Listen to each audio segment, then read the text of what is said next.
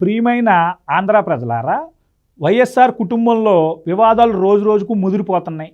నిన్న మేళల్లుడి ఎంగేజ్మెంట్కి వచ్చినటువంటి జగన్మోహన్ రెడ్డి గారు చెల్లిని 2-3 సందర్భాల్లో పిలిచినప్పటికీ చెల్లి రాకపోవడం, ఏదో అడ్డి ముట్టనట్టుగా ఆ ఫ్రేమ్లో మూల నుంచోవడం, అదేవిధంగా తల్లిని కౌగిలించుకుని జగన్మోహన్ రెడ్డి గారు చెల్లిని పలకరించినప్పటికీ చెల్లి పట్టించుకోకపోవడంతో కొంత వైఎస్ఆర్సీపీ శ్రేణుల్లో కొంచెం ఆగ్రహం వ్యక్తం చేస్తున్నారన్నమాట వాళ్ళు. ఎందుకంటే ఇక్కడ జగన్ అనేవాడు ప్రేమగా వచ్చాడు, కానీ మరి చెల్లి ఏంటి ఇలా చేస్తుంది అనే విధంగా వాళ్ళు ఈరోజు ప్రచారం చేస్తూ ముందుకు వస్తున్నారు.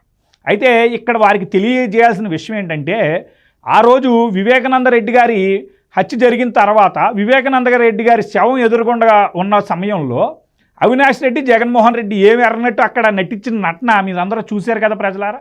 అంటే ఏ రేంజ్లో వాళ్ళు నటించేశారు, వాళ్ళే చంపేసి వాళ్ళే ఎదురకుండా ఉండి బాధ అంటే ఆ యొక్క బాధపడిపోతున్నట్టుగా ముఖ కవలికలు ఉన్నాయో అదంతా మనందరం చూసాం కదా. ఈరోజు చెల్లి ఎంత కష్టపడిందండి.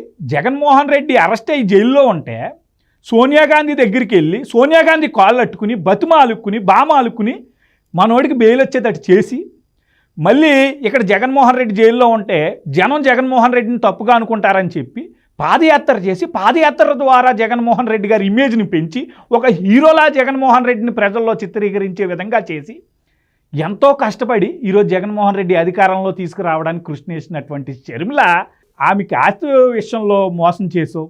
ఈరోజు ఆమెకి ఏం అవసరం నీకోసం ఎంత కష్టపడ్డం చెప్పండి, సొంత అన్ననే కదా, కానీ నువ్వు అన్నగా ఎందుకు ఫెయిల్ అయ్యావు?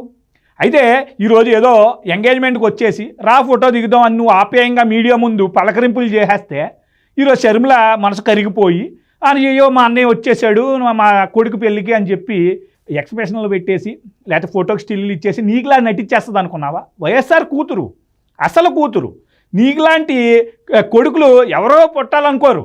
ఎందుకంటే సొంత బాబాయి చిన్న ఎంపీ సీటు కోసం చంపేసావంటే అసలు ఎంత దారుణమైన విషయం ఒకసారి మనందరం ఆలోచించాలి ప్రజలారా. ఈరోజు చెల్లి చూపించిన వ్యతిరేకత రేపొద్దున మరింత తీవ్రతరం కాబోతుంది. ఏంటంటే ఈ 21వ తారీఖున ప్రమాణ స్వీకారం చేయబోతుంది కాంగ్రెస్ అధ్యక్షురాలుగా షర్మిల. ఈ సమయంలో సునీతారెడ్డిని కూడా ఈరోజు పార్టీలో జాయిన్ చేసుకునే ప్రక్రియ కూడా ఉండబోతుందని చెప్పి వార్తలు వస్తున్నాయి. అదే క్రమంలో ఆళ్ల రామకృష్ణారెడ్డి, ఇటీవల చాలామంది కోప రామచంద్రారెడ్డి లాంటి నాయకులు ఎవరైతే పార్టీని వీడిపోయి బయటకు వచ్చేసారో వారందరూ కూడా ఈరోజు ఆ యొక్క షర్మిల గారి ప్రమాణ స్వీకారం సందర్భంగా వీళ్ళందరూ హాజరు కాబోతున్నారు. అంటే జగన్మోహన్ రెడ్డి గారికి వ్యతిరేకంగా ఈరోజు ఒక కాంగ్రెస్లో ఒక కూటమి ఏర్పడబోతుంది. ఎందుకు జగన్మోహన్ రెడ్డి గారి మీద వ్యతిరేకత చూపిస్తున్నారు వీళ్ళందరూ చెప్పండి. ఈరోజు షర్మిల ఆస్తి వివాదం అనుకుందాం. పోనీ గతంలో జగన్మోహన్ రెడ్డి గారి అధికారంలో రావాలని కృషి చేసినటువంటి చాలామంది అనేక మంది ఈరోజు జగన్మోహన్ రెడ్డి గారి వైఖరి పట్ల చాలా ఆగ్రహ ఆవేశాలలో ఉన్నారు. ఎందుకున్నారంటే ఈయన పెత్తందారీ తత్వం. అసలు మొన్నటిదాకా అసలు ప్రజల్లోకి వచ్చాడా? కనీసం ఎమ్మెల్యే ఎంపీలకు అపాయింట్మెంట్లే లేవు. ఈరోజు ప్రతిపక్షాలు విమర్శించిన తర్వాతే ఈరోజు అపాయింట్మెంట్లు ఇస్తాం మొదలెట్టాడు.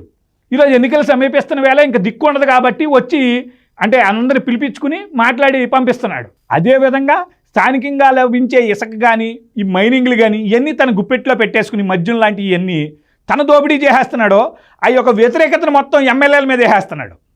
సో ఇక్కడ ఎమ్మెల్యేలు బాగుపడింది తక్కువ, జగన్మోహన్ రెడ్డి ఏమో కోట్లు గడిచేస్తున్నాడో, ఇతనేమో రాచరికంలాగా రాజులాగా ఇతను గెలిపించేసి ఆత్మను రాజు చేసేయాలి. ఎలా చేసేస్తారో, ఎవరు చేసేస్తారో?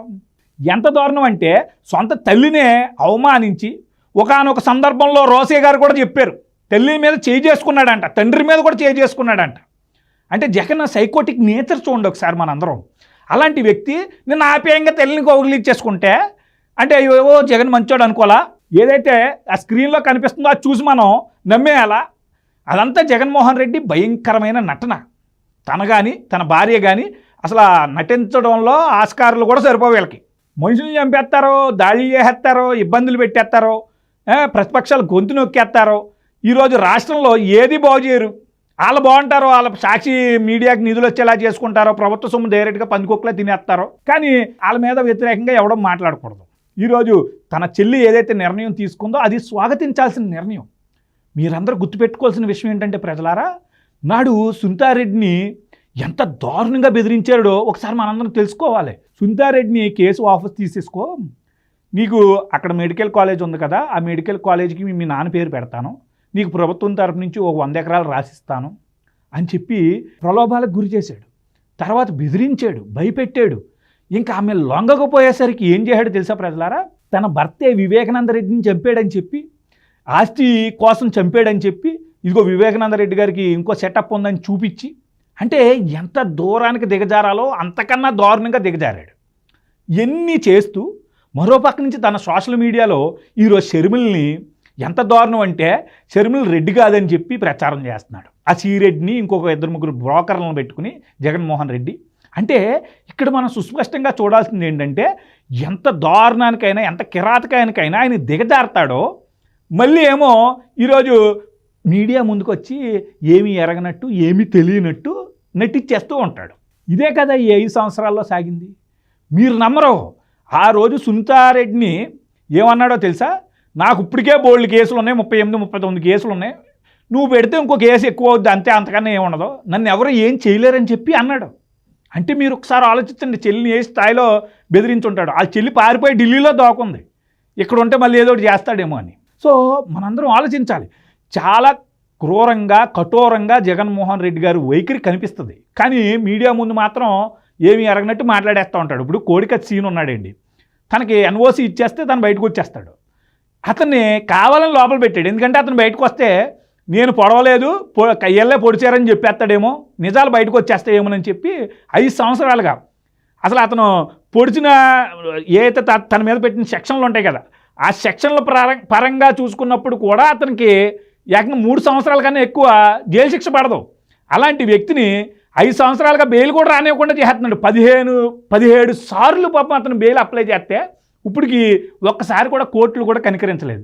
అంటే ఏ స్థాయిలో వ్యవస్థలను కూడా మేనేజ్ చేస్తున్నాడో మనందరం ఆలోచించాలి ప్రజలారా.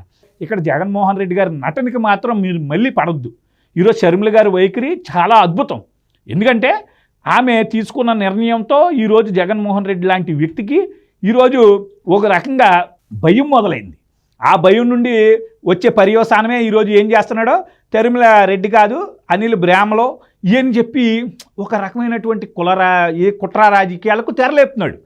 ఇతను మనందరికీ తెలిసిందేగా, నా ఎస్సీలు నా బీసీలు అంటూ పేరుకి వీళ్ళందరినీ లోబర్చుకునే ప్రయత్నం చేస్తూ ఈ ఎస్సీలని ముఖ్యంగా ఎంత మోసం చేశాడు, మైనార్టీలను ఎంత మోసం చేశాడు ఈరోజు మనకు చాలా క్లియర్గా కనిపిస్తుంది.